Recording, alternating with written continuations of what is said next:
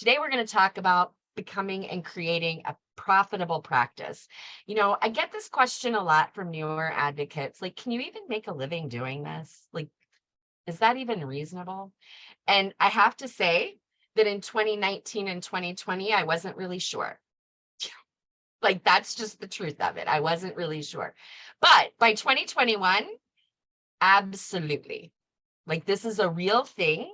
It is a profession. It is a business. It is needed. It's necessary. And with the right activities and the right focus and commitment, we absolutely can make a living doing this work that we love. So I started thinking about what are the things that moved me from losing money as a business into profitability, into a place where I could start paying myself every month, putting money into my personal checking account as opposed to always just taking it out. And when I really sat down, it really boiled down to three things. And so these are the three things that I kind of want to share with you today and help you figure out how you can implement these things in your practice. So the first thing is what? Messaging. That's what it is. Okay. Messaging. The second thing is marketing. And the third thing is action. All right. So those are the three things that I want to talk about today. And we're going to start with messaging. So make sure you've got some water, notes, whatever, pencil, paper, I don't know, a Rocket book. And for those of you that are transitioning to electronics, some of us are really good at just typing our notes. You know who you are. So we're going to talk about messaging. The biggest thing I can tell you is that once I got a clear message, the world changed for me as an entrepreneur. What do I mean by messaging? It's what is the message that I want to carry to other people? What do other people need to know about me that is not negotiable? Like I don't want anyone to ever walk away from a conversation with me without knowing this thing, whatever this thing is. Okay. So generally speaking, that thing is going to contain three components, right? Who do I help? How do I help them? And what's the result they get? Or the benefit, right?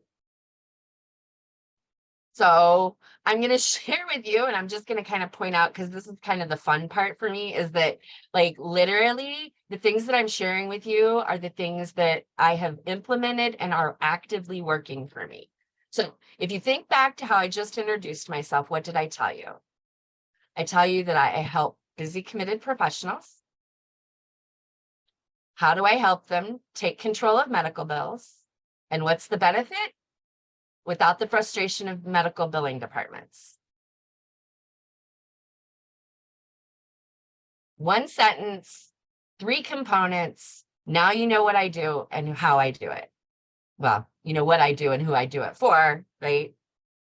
And so that's the message. Okay. So spend some time figuring out, who do you help? How do you help them? And what's the benefit? Now, here's the other thing I want to say about all of these components that moved me into profitability. We'll tie it up at the end. This stuff is not set in stone. Okay.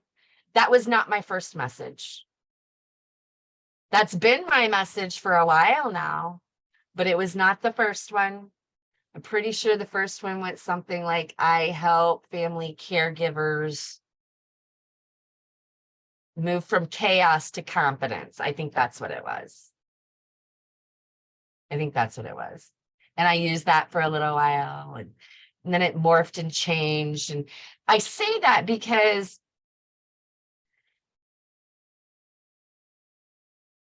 we don't know what's going to work until we try something, right? Right.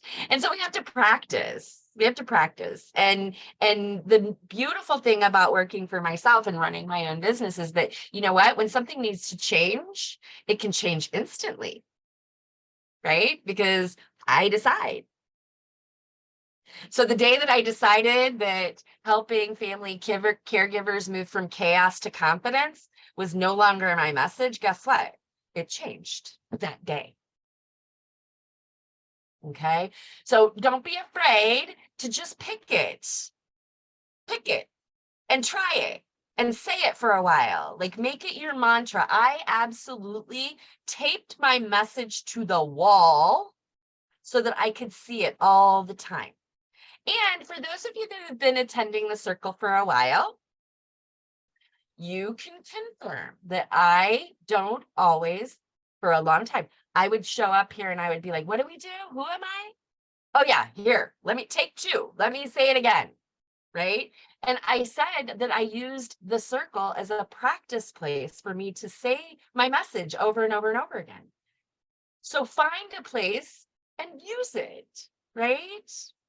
Just use it and tweak it and change it. And don't be afraid, right? But pick a message. So the message is this: who do I help? How do I help them? And what's the benefit? Messaging. Okay. Second thing, marketing. Oh my gosh, I can feel it. Marketing, right? Like, I don't know what to do. There's so much to do. I can do it. If I can say one thing about this, pick one marketing strategy. One. Just one. Just one. Because here's what I know. If I do one thing and I get good at it, it will be more than I need. Okay. So here's my story. I chose relationship marketing. There's a tons of marketing out there. There's content marketing, there's paid marketing, advertising, there's social media, there's, I don't know, you guys all, I'm sure they're all on your list, right? Like, there's a ton of different marketing strategies and tactics and things to use. It just so happens that for me, relationship marketing was the winner. Why? Because it's the one that I chose and it's the one that I executed. It's as simple as that. That's the one I picked, and that's the one I did. In fact, that's the one I continue to do. In fact, I'm pretty sure that the reason all y'all are here today is because somehow, somewhere, I developed a networking relationship with you or somebody you know. Okay. So this is still, even today, and probably for the rest of my career, will be my primary marketing activity because I like it. Like I like it and it works. And so, you know, those other things, depending, I may choose something at some point, but today this is it. So I'm going to say to you, pick one and get good at it. And if you don't like it, then change it, pick something else. There's plenty of out there, but here's the big thing. Don't spread yourself too thin. Right? If I try to do 10 things, then I'm going to do 10 things mediocre, right? If I do one thing, I might get really, really good at it, right? Really consistent, really good, really, like, that's my primary thing. So marketing, messaging. Who do I help? How do I help them? What's the benefit? Marketing, pick a strategy and do it. You pick the one. It doesn't even matter which one. Just pick one. And then the third thing is action. And here's the magic. Like, this is the magic. Like, there's no substitute for this one. Okay? It's action. Because I can create a message and I can identify my marketing strategy, but if I never do anything, guess what happens? Nothing. I have a great message. I have a great strategy, and nothing happens. So the key to all of this is action.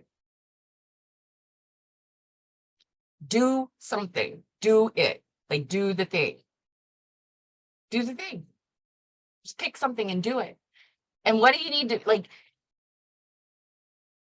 there's so many other things, but it really is action.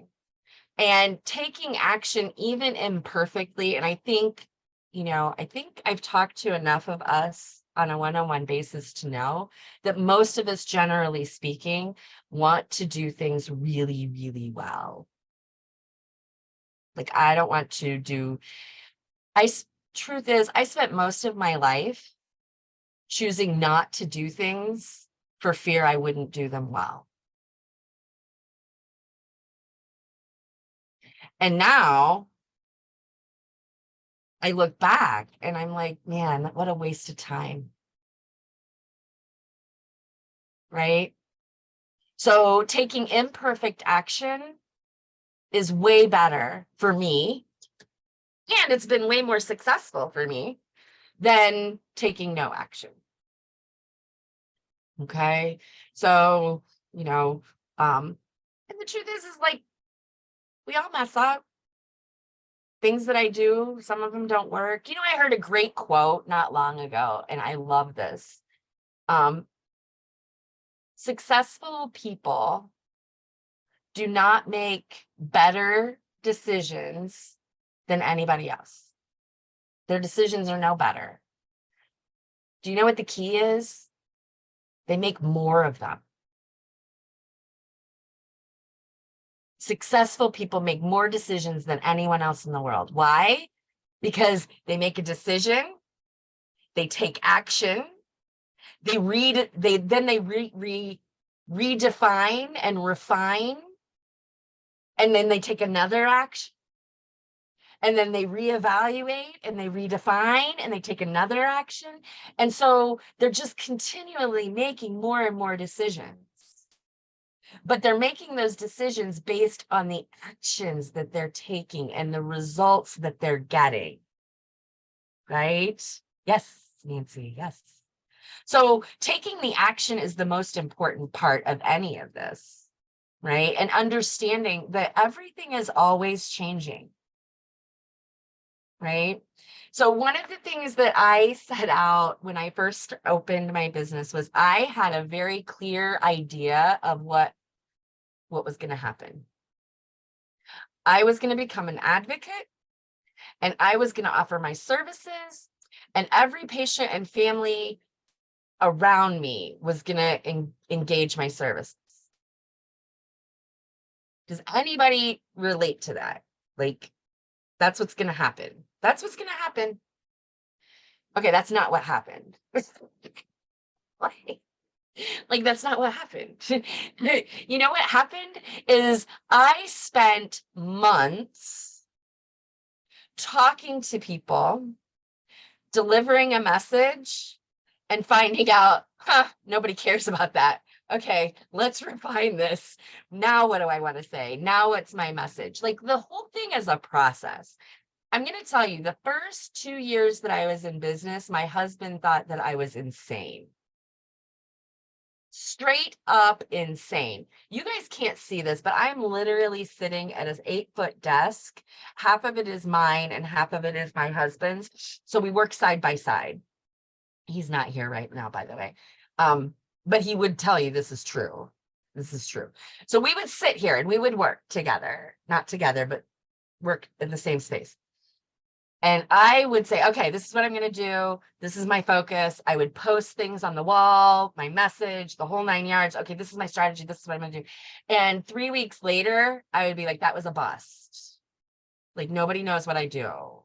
I'm getting people that are calling me and they want me to do things that I'm like, I don't do that. Why are you calling me? Like, why? This isn't what I do. So I had to refine. My husband's like, what in the hell are you doing? Would you just pick something and do it already? I was trying. I was really trying. Okay. So I shared that story with you because I'm like, you're going to try something and it's not going to work and you're going to have to refine it. And that's okay. It's all a process, right?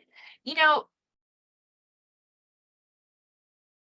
they have a word for some of this, and and some people really, really good savvy business people, like tech, like startup companies, they do all this work and research before they actually launch their business, right? I'm a solopreneur. I've never even, like, this is my first venture into business at all. Okay. My parent, like, literally my dad, my grandpa, and my uncle are all like line workers in factories. Okay. This is not where I come from. So I didn't know anything about this, but they call it market research. That's what it's actually called. Like, if you have a lot of funding, then you can, dump a lot of funding into doing research and asking people what they want. I did it on the fly, right? I just did it on the fly. And those of you that have known me for a while, you know that you were part of that process, right? Like, I was talking to you, asking you questions, like doing all of that. So it's action. And I'm going to open it up to questions because these are the three things that moved me from spinning my wheels, not knowing what to do, to creating a business that actually provided a service that people were willing to pay for and continue to pay for on a regular basis. So moves into marketing, and then freaking take action, like do the thing. I love this topic because I think that for me, I actually got the most value in how to communicate my message from people who had nothing to do with healthcare. True story. The best, because that's why you'll hear me say, like, without the frustration of medical billing departments, right? So think about the experience, and this is where they came to me, was and really provided the most value and feedback in regards to creating that message, is think about the process that we take the patient on. What do they feel beforehand, right? Talk about how that feels and talk about how it feels afterwards from working with us, because the work that we do really is, and this is going to sound like, but it really is transformational,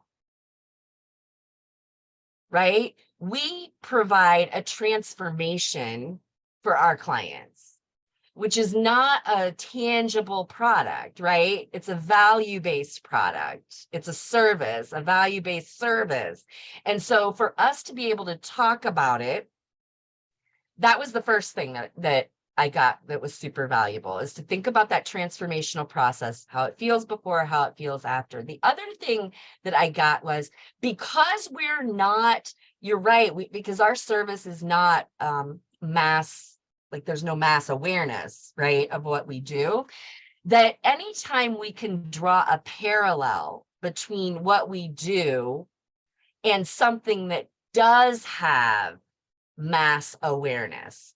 And I'm trying to think, I talked to somebody, one of the parallels that I am starting to see between advocacy and something that it does have, I don't know if I want to say mass awareness, but it's got a lot more awareness, is the word concierge. I'm starting to see that word be used in advocacy. And why? Because there is an increased awareness around what concierge medicine is, right? So when you're thinking about your message, think about that. Like, is there something that already exists? You know what? I think I wish, if you were on the call and you gave me this example, please speak up. I was talking to somebody about advocacy, and this person used the analogy of a professional organizer, because professional organizers, right? People are aware of professional organizers. So you could draw a parallel between patient advocacy and professional organizers. We organize your healthcare documents, or we organize your healthcare experience, or we organize, right? So something that is already out there and people already are aware of and familiar with. It very well may have been Sonia, Michael. It very well. That's why I was like, I don't know who it was, but if you're on the call, like that, but that's what we can do, is we can take something that already exists and people are familiar with and draw that parallel to help them have a better understanding of what we are and what we do. It won't be perfect, right? But it's a good place to start. Okay, to think about that messaging. I think sometimes for me, sometimes I get caught up in the world of healthcare and forget that there's a whole nother world out there, right? And that we can utilize and reference and pull from that other, from the big world in, and use those things as they're helpful. So so those are a couple of things that I think might be helpful in regards to that. You're right. So here's what I have. So I think my experience is a little bit different, because I think it's because I chose the relationship marketing as my vehicle. Because what I have identified is, because I have heard that, like, and I believe that to be the case, like financial planners and wealth managers and all of that stuff. But because of the marketing strategy that I chose, I actually created and put myself in social networks where I was able to quickly establish my authority and myself as a leader in the medical bill space. And as a result of growing that network and maintaining and nurturing those relationships, like, I am at the point where I'm getting plenty of referral from that network. Literally, I just talked to a woman who she is a financial, she's actually an insurance executive who specializes in high net worth individuals getting their insurance. And I'm like, oh, see, this is a result of putting myself in that social network where the people have the money. And here's what I've learned, what I was actually getting to was, here's what I've learned. The people who have the resources to pay for our services look like this. They are mid to high level executives, middle management and C-suite executives across the board. Okay, across the board. That's where they live. They are highly successful business folks. So they business owners, very successful realtors, right? Anybody who's highly successful in their own business, that's where they are. These are people who are routinely in the habit of delegating. Right? They understand the value of their time. They understand that they need help in the arena of healthcare. They understand that they don't have the time to learn about it.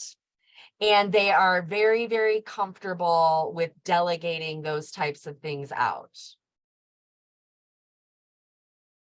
So take those traits and figure out what works for you to get in front of people like that. I don't know what that's going to look like for you, but that's what it is. Like, literally, that's what it is. And if it's easier or makes more sense to develop a referral relationship, a strategic referral relationship with CPAs and people that are in that area. I just know, like, realtors are a big thing for me. I have I have multiple realtors. They're very, very successful and they don't have time. They need to keep selling houses. That's what they're good at. That's what they, and so they're willing to, delegate and say, hey, can you do this? Just keep me posted. Let me know what's going on. So those are some characteristics of people I have experienced getting in front of. And of course, I'm all about the relationship networking marketing. Like that's, okay, so messaging, don't be afraid, like imperfect action, that is where it's at, you guys. That's where it's at. Just another plug for imperfect action. This group now has over 144 registered members. When the emails go out, we have 144 people that are getting them. We have a 65% open rate, very engaged. And we have anywhere between 15 and 25 people that show up right here in this room every single week. Now, that is all a result of me going, hey guys, want to hang out on Wednesday? Like literally over a year ago, some of you are here and you remember me coming to you and saying, hey, I think that, it might be fun to do this on Wednesdays. What do you think? And people were like, yeah, let's do that. And so now here we are a year and a half later, and you guys know, some days I show up and I'm really like on it. And some days I show up and I really suck, right? That's just the way it is. That's just the way the world works. So I share with you that I share everything that I'm trying to model and what has worked and what doesn't work. And what I'm going to tell you is that showing up and doing it and taking action produces results every single time. Sometimes they're good results and I like them. And sometimes they're bad results and I decide not to do that again. But either way, they're results and I get to make a choice after that. Oh, Katie asked how I found people. Girl, I have a ton of ways. Like I've gotten to the point where there is no shame in my game anymore. Like if you show up at a Zoom call or an event and I like your background or I like the way you presented something, or maybe I just like your name, I will reach out. And I will find any reason to do it. And some of you might remember Brad Schwartz was on a call with us one day and somebody mentioned somebody. I can't even remember who it was, but it was somebody that I wanted to connect with. And I was like, hey, do you know that person? And he was like, yeah. And I was like, can you connect us? I'd love, I will ask anybody to connect. And I can tell you that when I do that, I can count on one hand the number of times people have said no. Why? Because people want to connect, right? And a lot of times, who doesn't want to connect when somebody says, hey, I've been watching you, I've been seeing you around, and I would love to hear more about you and your business, right? So, yeah. Power to the patient. I love it. Be courageous. Peace of mind. Yes. Talk about the transformation. Peace of mind is a big one, right? I always ask people, here's something else. When you're working on your messaging, listen to the people that you're talking to. Like when somebody calls and asks you, if it's you think you might get it's a lead, right? And they're talking to you, ask them questions about how they're feeling and what's going on with them.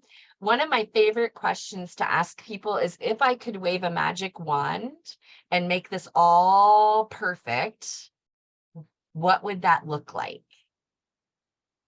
People love to do that. And what are they doing? What are they telling me, right? Like, what are they telling? They're telling me what their dream state is. So I can reverse engineer that into a message. I use LinkedIn and I don't know, define successfully. I like the results I'm getting on LinkedIn. I don't know if that's, Yeah, I would say what I define success when I say I'm successfully using LinkedIn, it is about just growing my network. And when I say growing my network, I don't mean just connections on LinkedIn. Like, I mean real valuable relationships that develop as a result of a connection on LinkedIn, right? People that I'm meeting with, I'm having conversations with. I'm pretty sure that's how I met Nancy Johnson, that's on the call now. Didn't we meet through LinkedIn somehow? No, I know, right? So I actually have a spreadsheet that I use when I am on calls with people, and I actually use their words. Like, I will put their sentences into this spreadsheet, because when I go to create messaging around it, I want to use their words, right? I want to use the words they're using. So if they say, here's an example. I literally had a client one time who said to me, his exact words were, "Oh my gosh, I'm so glad I found you. I felt like I had a second job." I was like, ding, ding. Anybody feel like they have a second job managing those medical bills? Right? Let me take that off your hands. Right? And I had people like, oh, they don't have to know what I do, but if they feel like they have a second job managing their medical bills, now they connect with me. You mean you can take that away? Okay, cool. I had people that said, I couldn't sleep because I was worried about the mail coming the next day. Right? So when I craft my message, I talk about, just going to the mailbox creates stress and frustration because you're worried about what's coming. Like, listen, people will tell you what to say and how to say it to connect with them. Right? Listen, write it down, pay attention, and then use it back. Because the key to any messaging is not to talk to the masses. The key is to talk to the one person that needs you right now. That's the key. Right? I don't need everybody that has medical bills. I don't need that. I need the person who is losing sleep over their medical bills, who's afraid to go to the mailbox, who feels like they have a second job taking care of dad's bills. Right? I have very specific, that's what right? So anyway, and you know as well as I do that, do I buy when I'm confused? No. If I'm not clear, I'm walking on by. I don't care what you have. Or if I hear you and I say, oh, that's not me, I walk on by, right? But when you talk to me and you use my words, now I'm interested. So, yeah. All right. Holy cow, you guys, I can't believe it's been almost an hour. I love Wednesdays. I love hanging out with you guys. I love talking all of this stuff. I love sharing what's working. I hope that this has been helpful. Anybody take something helpful away from today's session? Thumbs up, thumbs down, yes, no, yes. Good, awesome. Okay, so don't forget, next week is our medical billing Q&A. So if you have questions, oh my gosh, who knew that was going to be the big takeaway? Use their words. Yes. Okay, so if you have questions about medical bills, you have something that's happened, you have a situation that you're concerned about, question about, blah, blah, blah, blah, blah, whatever that is, bring the questions next week. We're going to answer those live here. And as always, I'm going to bring the things that I've been working on this week to the circle and share those things as well as your questions. So anything from billing, surprise billing, coordination of benefits, any of the things. Okay. Any last minute things, we're doing that. Oh, and I did want to give you guys an update. My friend from the mindset, Lisa Wallner, she totally did not stand us up. I just want to say that she did not stand us up. She sent me a Facebook message. I did not get it. So I didn't know. So That leads me to say, if you need to connect with me quickly and you need a timely response, 2 ways to do that: telephone and email. Telephone and email. Social media messaging, not going to be timely. Eventually we'll get there, but it's not going to be timely. Okay. So telephone and email, quickest way to get me. Right. So she has rescheduled for June. So she will be coming back. She's going to talk about money mindset for helpers and startups. Okay. So she'll be back in June. We got her back on the calendar. All right. Everybody have a fantastic week. Thanks so much for hanging out with me for the last hour. I'll see you next week. Bye.